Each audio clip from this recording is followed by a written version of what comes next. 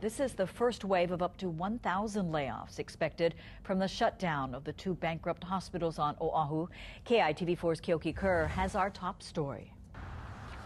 The first layoffs of more than 200 employees who work at the two HMC hospitals take effect tomorrow on Christmas Eve.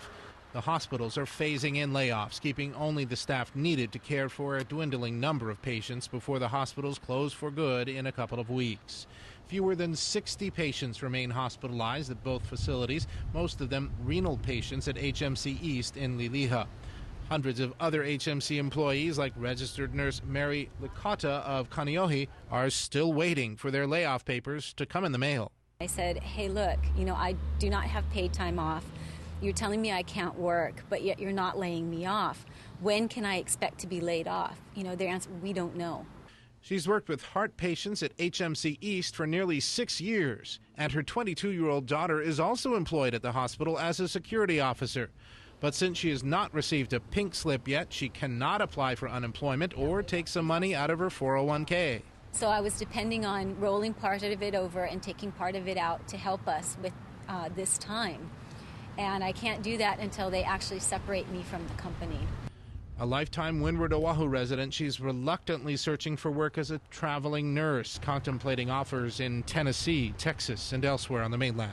I was born and raised here. My family is here. My mom's not taking it very well. She's 86, and she's not very happy because she's always expected me as the RN to be there to care for her.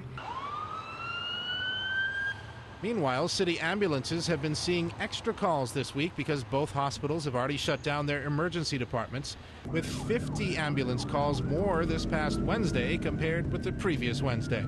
Those 20 patients a day that used to go to those other hospitals by ambulance are now going to all the other hospitals on Oahu pretty much. We see a big spike with Wahiawa and Palimomi, but also with Kaiser and Kuakini.